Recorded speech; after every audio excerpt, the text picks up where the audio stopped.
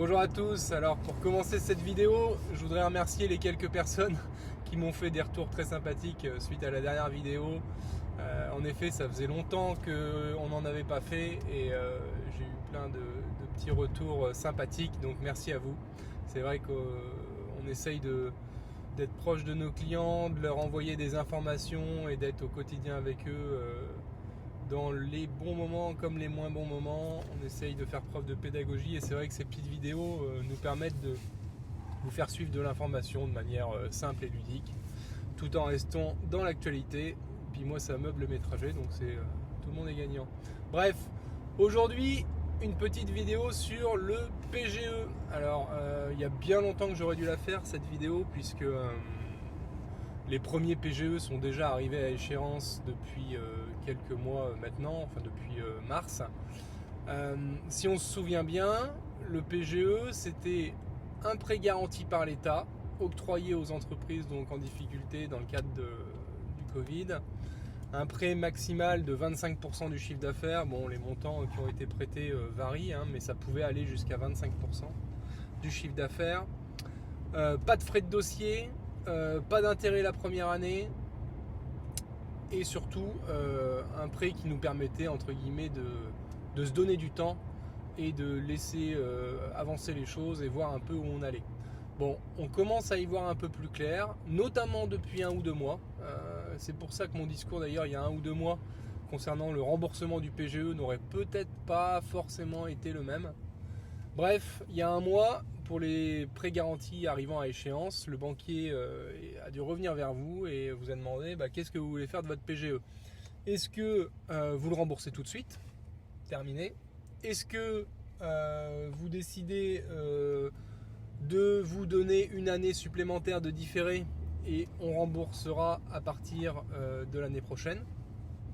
Ou est-ce qu'on fait un mix un peu de tout ça, sachant que l'échelonnement du prêt peut se faire sur une durée allant jusqu'à 5 ans au global. Donc pour faire très simple, si votre PGE arrivait à échéance là en mars-avril, vous pouvez éventuellement vous donner 1 an supplémentaire de différé pour voir justement, voir où nous mène cette crise. Et si c'est le cas, derrière, vous pourrez rembourser votre PGE sur une durée maximale de 4 ans. Je ne sais pas si j'ai été clair, mais en tout cas, durée globale maximale de 5 ans. Donc si vous prenez 1 an de différé pour l'année qui arrive là, derrière, il faudra rembourser sur 4 ans. Donc ça fait des mensualités qui peuvent se révéler un peu élevées, voire carrément élevées pour ceux qui avaient emprunté au taquet, c'est-à-dire au 25% du chiffre. Voilà. Donc mon conseil là-dessus, c'est avant toute chose, donnez-vous du temps. Parce qu'en effet, on commence à voir un petit peu le bout du tunnel, du moins je l'espère. Mais par contre, on n'est pas à l'abri encore d'une nouvelle vague ou autre. Donc à mon sens, il serait dommage de rembourser tout de suite en one shot, sauf si on a de la trésorerie, qu'on ne sait plus quoi en faire et qu'on n'a absolument pas besoin de ce PGE. Mais si on a quelques incertitudes, il peut être à mon sens pertinent de se donner 1 an supplémentaire.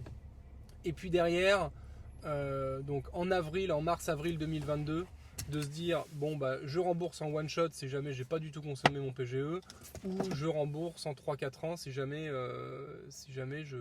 j'ai un peu plus de difficultés ou que je souhaite échelonner le remboursement. Voilà. On reste à votre disposition s'il y en a qui n'ont pas encore pris leur décision. C'est pas un choix facile parce qu'il y a non seulement l'aspect financier, le coût, mais il y a aussi un aspect psychologique dans tout ça. Il y a des gens qui sont plus ou moins à l'aise avec le fait d'avoir des emprunts sur le dos et de la dette. Il y en a qui dorment moins bien. Et ça, cet aspect psychologique, il faut également en tenir compte. Donc voilà, n'hésitez pas à nous contacter pour qu'on discute de ça et puis qu'on puisse vous orienter selon votre cas précis. Allez, bonne fin de journée à tous, à plus tard, salut.